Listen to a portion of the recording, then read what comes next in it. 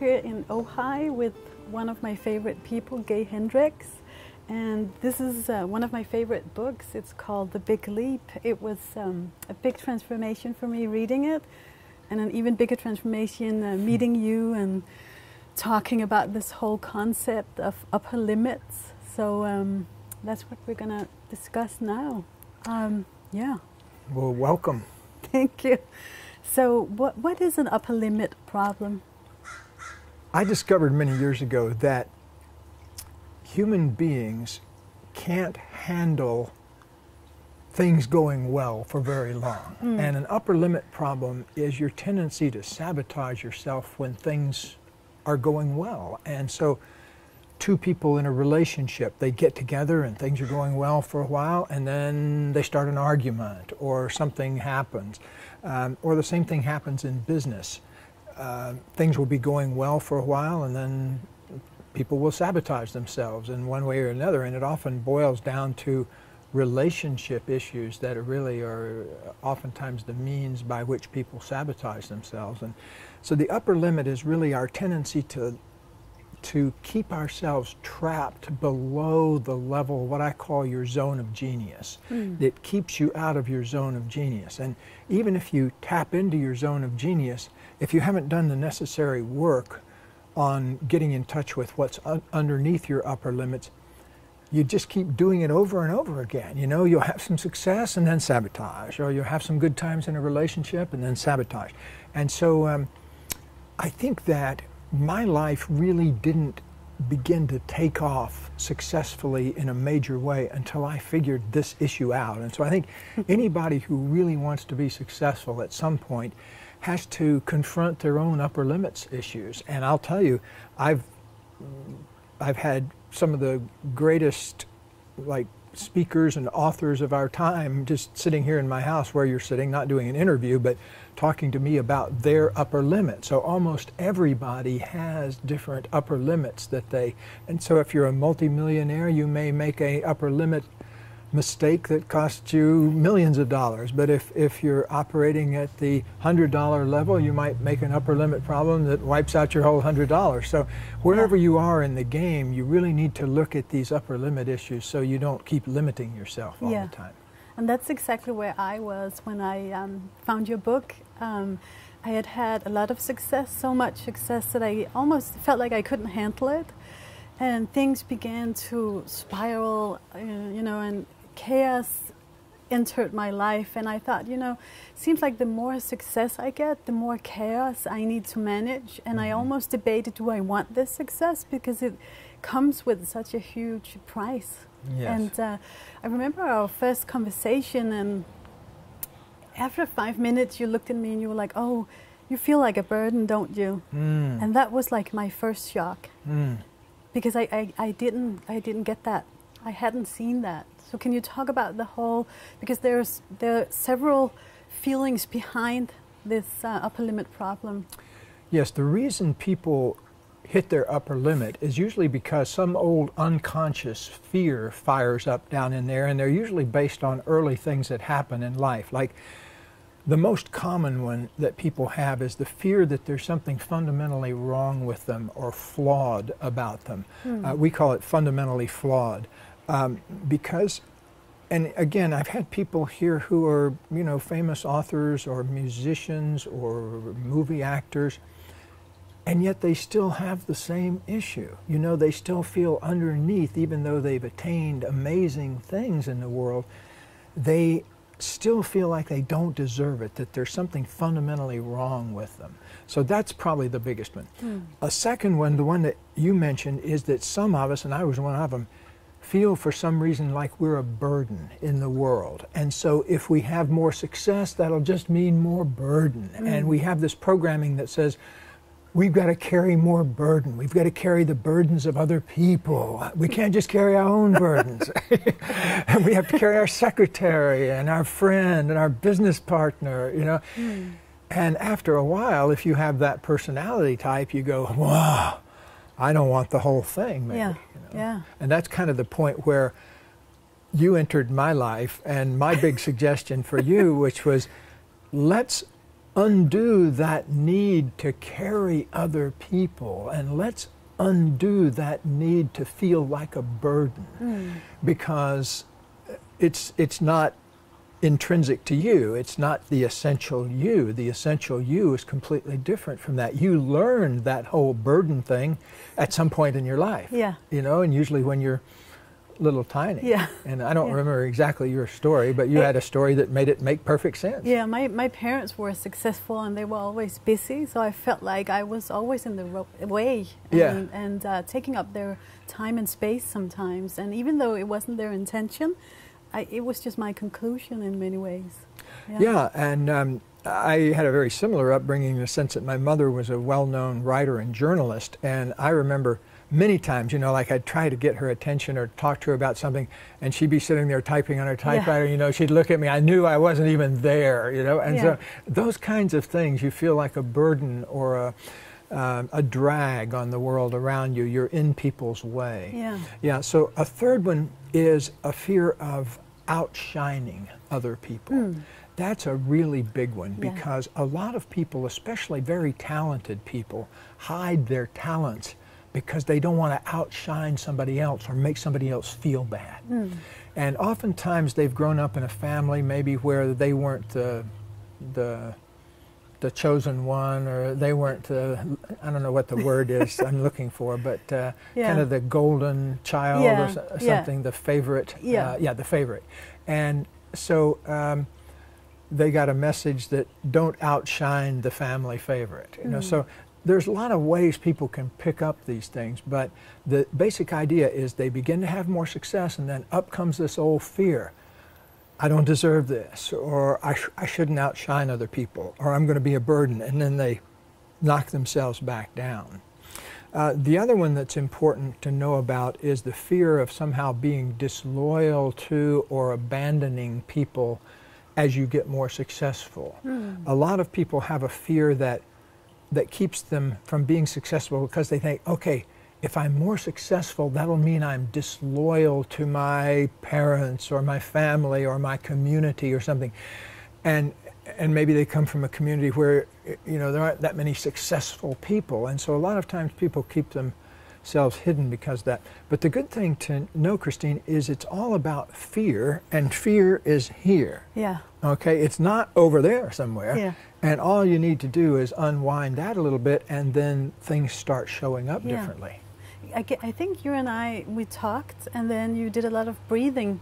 And then in the beginning, I was like, I know how to breathe. I mean, this is a little bit a stupid problem to have, but I didn't. I was breathing, you know. You were breathing like a burden. Yes, that's what I could see, is you were taking those breaths that were like being a burden. And so once I spotted that and got you breathing a little bit better, breathing is a very fundamental process, and I'm maybe the only person on earth that's written 3 different books on breathing. I'm such a fan of breathing, and none of my colleagues could even believe that I was writing 1 book on breathing, much less 3. But in the big leap, in the big leap, you really, if you're going to take your big leap in life, you've got to do it in your body. You can't just do it in your mind, because if you get expanded in your mind and you haven't done the work down here to kind of get yourself accustomed to it, you'll just sabotage yourself. Yeah, that was a big problem to me too. I'm raised in the head, basically, and I was raised to ignore the body, basically. Either way, that's what I picked up. And so I was trained to be an academic, and you know, I always praised for using my head, and we didn't talk too much about the body. And once I you know, went on having a business and becoming a mother, the body just felt a necessary place to visit. Yes. You know, I couldn't really do it without having that part of me with me.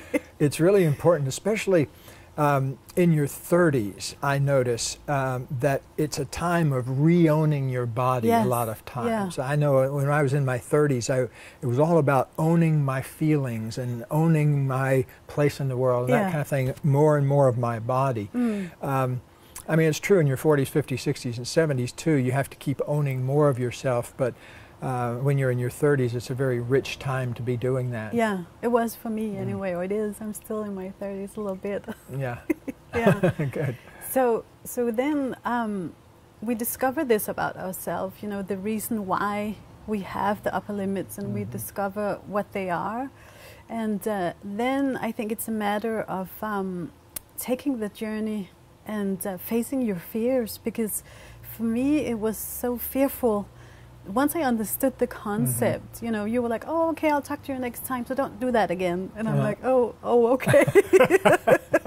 I'll really try. But then I had to, I was in a business relationship, a very successful one, and it was the agreement that we would stay in, you know, each of our 100% of responsibility and then deal with our upper limits. And the way we did it didn't match.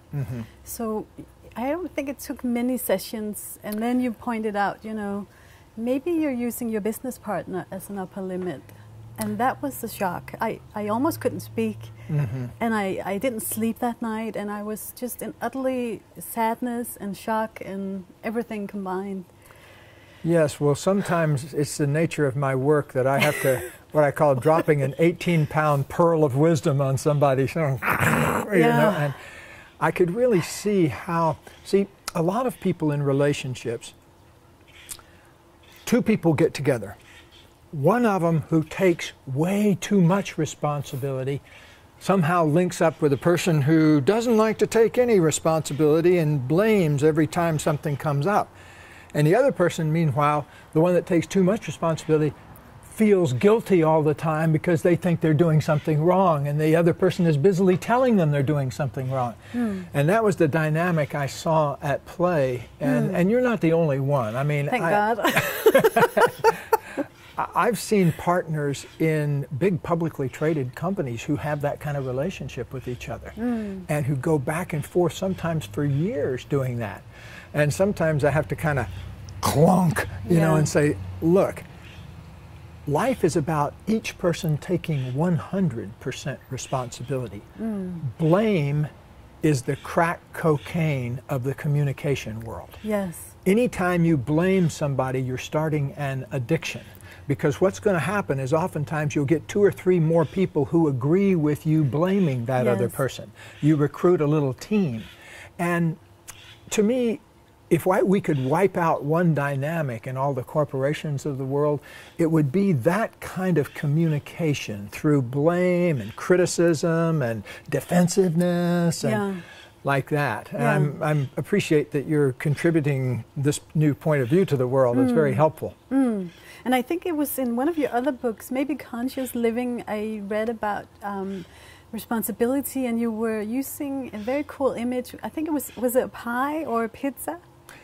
Oh yes, I said the more way you slice the pie, the bigger the pie gets. No, well, you said many cool things, but what I resonated with was you said in a relationship we think there's only one pie, so we push the pie, you know, across the table, saying it's all about you. Yeah. It's because of you, and I'm here because of you, and all of that. And I was kind of raised in that paradigm where, you know, you either push responsibility away and blame, or for me, you end up with like 100 pies. That's you end up taking on everybody else's responsibility. Well, that's really what happens a lot of times in relationships, and it's true in marriages and romantic relationships too, because we wrote the book Conscious Loving also. We have a lot of examples from the relationship world, not only of upper limits, but of people hooking up in a kind of a, one person agrees to be the victim and the other person agrees to be the villain, the bad guy, you know. So you agreed to be the bad guy all the time and thinking everything was your fault, you know. And the more you did that, though, the other person just kept doing it more and more because it's an addiction.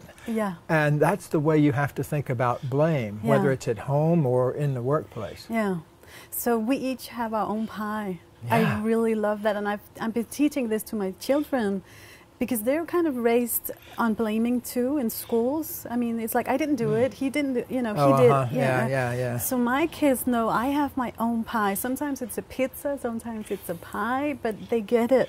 And every time, if they ask me about something, they're like, can you show me what's my 100% responsibility in this? Then they'll need a little bit of help. And for my clients too, they're loving this whole concept, and they're now into, maybe I don't see why I ended up here, but I get that it's my creation. And I think that's such a cool place to live from. Yeah. It's, you're able to breathe again, and freedom's back, and you're like owning your creative power. And I bet you've noticed also that since you made that shift to taking 100% responsibility and giving other people 100% responsibility, your success ratio has gone. It's really, I'm still trying to wrap my mind around it, because I'm still not getting it completely. Yeah. And it took me a few years to learn how to live without, carrying so much stuff around. I almost couldn't believe it. And I had a time where I almost felt like a void, because that was my addiction. You're totally right. I didn't know, who am I if I don't have to clean up all this chaos? Yeah. And I mean, it's only 10 o'clock and I can take a shower. I almost couldn't understand it. And I got so much done. And then the whole concept of fun entered my life, and creativity, and what do I want? What do I want to create? Who do I want to be? I didn't even know back then what I liked, because I spent so much time cleaning up that I didn't get to explore that. Yeah. Well, I'm glad you've made that decision. I'm glad you're the one that's making the mess now rather than cleaning up the mess. Yeah. If there's a mess to be made. And I think then I had a period where I thought, this is quite an easy concept. I mean, once you get it, it's pretty simple what to do and what not to do. And yet I found that so many people are not willing to go there, at least with me. Well, also too, in society and school and just about everywhere else in the media, like when you see a story on television, they always want to have a victim and a villain. Yeah. They never come up to a person who's been mugged and they say, hey, take a moment to think about why this was inevitable in your life. Yeah. That's a TV show I'd watch. That's the kind of news I'd watch. I mean, I'm going to hold the vision that's going to, that's the way we should do it very soon, I think. Nothing else would make sense in my world. Yeah. Me either, because if you think about it, in society, there's lots of places you can go and people you can call to avoid responsibility. Yeah. But there's very few places you can call and say, hey, I'd like to take responsibility for a repetitive issue in my life. Can I have some help doing that? Yeah. So you're providing that service. Yes, I am. Yeah. And I also get the fear behind not wanting to leave, because that was what happened to me. I was really in such, I had such deep love for my ex-business partner that I almost debated, I found myself at that crossroad, like, should I go on and then live half from here? That was really an option I considered for more than a year. And it took a lot of guts to choose myself and my own happiness, and I think it's a valid conversation to have. I mean, do I stay in this relationship or do I choose myself? Yeah. And I think so. Well, my wife and I have been around the world now, I think 30-some times, teaching relationship seminars. And one of the biggest questions we ever get is somebody will stand up in the audience and say, how do I know when it's time to leave a relationship, whether it's a business relationship or a personal relationship? Yeah. And one thing that we always do, there's no way I can ever answer that for someone, and I didn't answer that for you either. What I ask you to do is tune in inside and find out, has the level of pain gotten to the point where there's no possibility left? Yeah.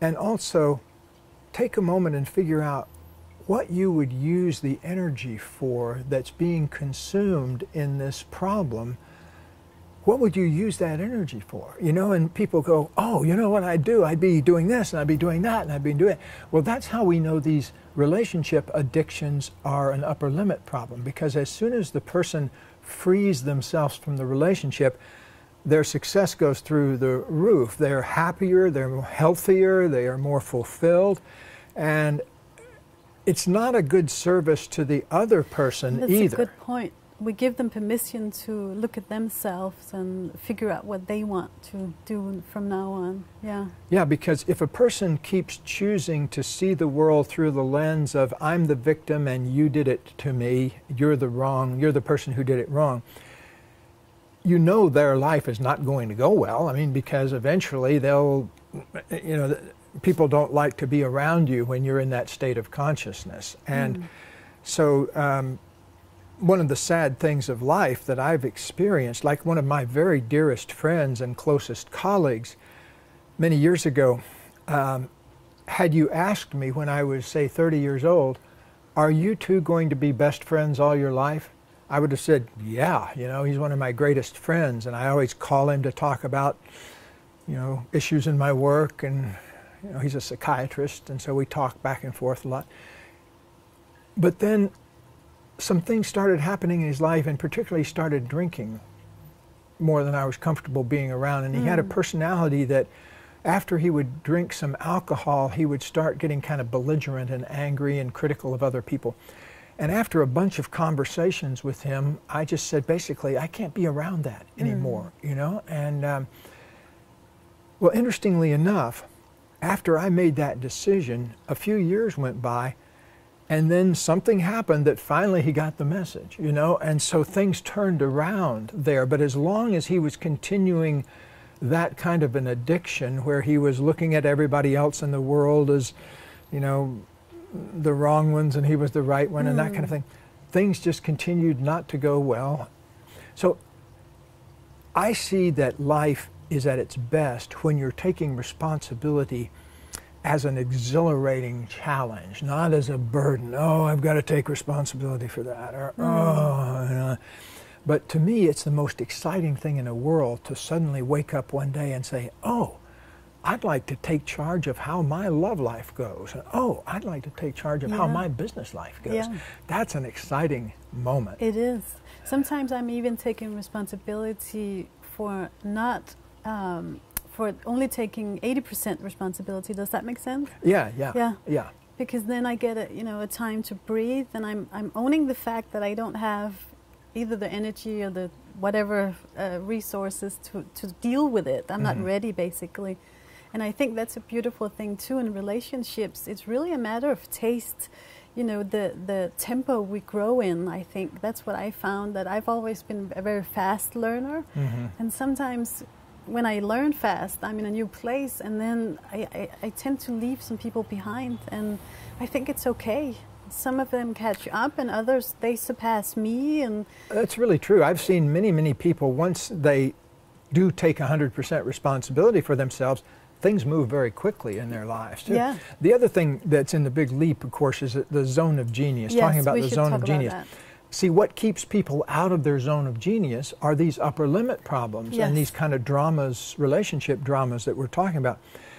What happens as you start letting go of those kind of dramas is you have more space to ask yourself, what is it that I most love to do? And what are my unique abilities? You and I had lots of conversations about what are your unique abilities and what do you most love to do? And I think that at the time you told me one of the things that you most love to do is what we're doing right now. Yeah, exactly. Yeah. So congratulations on having turned yourself into a life where you're getting to do what you most love to do. Yeah. I couldn't believe it back then. I thought all I wanted to do is have fun, travel, teach people, you know, the stuff I learned along the way. And I never got to that point because I always had to deal with something that was completely out of my zone of genius. It was really, I think I spent like 80% of time in my some of it was incompetence, and some was maybe competence, but it didn't feel good at all. And the good days I had, they were in the zone of excellence, and you know, that's nice. You get a lot of rewards, and people applaud you, but it's not that blissful like feeling where you almost can't breathe because the fun is so big and you're bubbly inside and all of that. Yeah. And I remember you said, I want to live like 90% in the zone of genius, and I thought, is that even possible? And yes. So that was another shock for me, that we get to choose that. Well, I started out, when I first had these ideas 30 or 40 years ago and started applying to myself, I realized, oh, I'm spending maybe 5 or 10% of my time in my zone of genius. Yeah. And then I'm complaining that I'm not getting my real work done. Exactly. But it's a matter of choice, you know. And so I just began spending 15% instead of 10% and 20%. And then about 20 years ago, I realized I was spending half my time in my zone of genius. And I remember saying to Katie, my wife, you know what, I'd like to aim for 70%. You know, and that seemed like ridiculously high. Yeah. But for the past, at least, let's see, since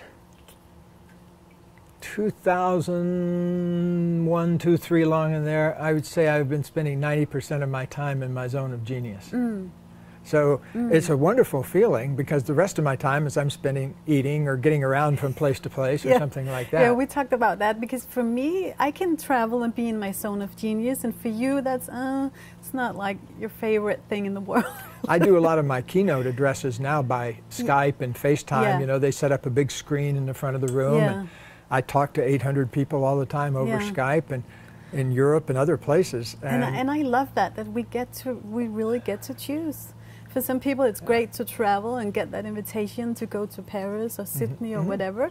And for you, it's just, you know, well, do the Skype. I've been there now, you know. I know. I've been there twice, 3 times, 4 times. Yeah, but I love it that we really can decide. I think that's a huge role. I think this should be like a #1 course taught in schools. I mean, what else would you teach people? I mean, you know, you're not the first person to mention that, and when I think about that, I feel so excited about that. I don't know how to write a book for first graders, but if somebody's out there that wants to, I'll definitely I've had help success, you know, how do you say it, morphing this stuff so kids can get it. And they're spared for so much stuff, you know. Write a book on that subject, and I'll help you get it published. We should do that. Yeah. That's right. You have kids, don't you? I do. I have 3 kids, 3 young kids, and they don't. You know, they really get the upper limit concept, and they're even saying sometimes, you know, I think Grandma had kind of an upper limit situation going on. And I said, oh, did you tell her? And they were like, well, no. But I said, maybe you should, and explain it. How about the whole idea of taking 100% responsibility? I'm teaching that to everyone I get a chance. Do the kids get that? They get it. Wow, they cool. totally See, get I it. wrestled with my daughter with that, because when she was a teenager, I was divorced at the time, and so she was in boarding school. And so I remember when she'd be here on vacations, we have lots of conversations about that and everything. But I missed out on having a lot of those conversations with her at the time. And now I'm in the grandparent era. I have another opportunity to do that. That's so cool. Yeah. I really, I think, I mean, so much would be avoided if we all just took a stand for the 100%.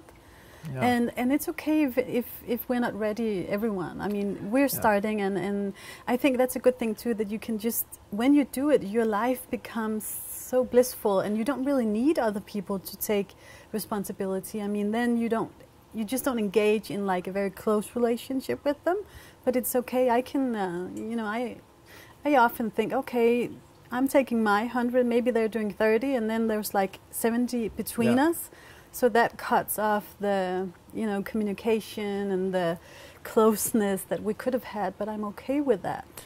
Yeah, you have to learn to breathe through that, as I say. Exactly. You know, it brings to mind a fellow, when I was a university professor for many years at the University of Colorado, I had a man come in who was a famous attorney, a lawyer, who had done something for one of his clients and ended up, he went to prison for 2 years. And so when he was first coming into prison, one of the people who was checking him in said something like, "What are you in for?" And he said whatever it was. And he said, "But I didn't do it. I was wrongly accused." And the guy who was checking him in said, "You're going to fit right in here because everybody here feels exactly that same way. None of them did anything." Oh my God. And so, you know, if you get to a place where you're not taking any responsibility, people have to put you in a little cell. So you define your life by how much responsibility you take. And what I'm recommending is, if you have 3 kids, you take 100% responsibility and you give each one of them 100% responsibility. Because if you start taking 150% for one, pretty soon the other one's going to take, you know. And so many parents they end up doing that. They end up in a prison caused by their own parenting beliefs. And exactly. I know I've helped people try to sort that out, but it's very difficult oftentimes because many people are so defensive about their beliefs that it's almost like they eventually have to drive themselves into a brick wall before they wake up. Yeah, and I had to do that. Yes, me too. Well, at age 24, I weighed 300 pounds instead of 180 pounds. I was smoking 2 or 3 packs of cigarettes a day. I wore glasses. You know, once I took responsibility for my life, I lost 100 pounds in a year, and I changed my vision so I didn't have to wear glasses even, and things changed in my life. And it all has to do with where you locate the responsibility. If you give it all away to somebody else, then you don't get to make any choices in your life. And I say go to the other extreme. Take 100% and give 100% to everybody else. Exactly. Yeah. Do you think we can live our life and then just completely don't have any upper limit problems? Or do you think it's an option every time we grow? I think, well, first of all, I think it's theoretically possible. But having just had my knee replaced, you're going to have to take responsibility. I have a new bionic knee as of 3 months ago, and so that was my upper limit. I was busily dancing back in June, and all of a sudden, you know, and so I end up a couple of months later having a knee replacement. Thank goodness they have technology now for doing those kinds of things, because now I'm back dancing again, and so. So anyway, theoretically possible, but I think just aim for a percentage. You know, I want to live 95% in my zone of genius, you know. And once you get focused on your zone of genius, it becomes more and more painful to spend time in your upper limit. It does, You know, you don't want to be around people that bring you down, you know. And I've even changed shops I go to, because there was this one shop I used to go to where the guy would walk in the door, he knew I was a psychologist and wrote self-help, and it's like, before I'd even buy anything, he'd be telling me these terrible things that had happened in his marriage, you know. So shopping almost became an upper limit. It became an upper limit for me. And so anyway, I think that it's theoretically possible. I hope I'm heading in that direction.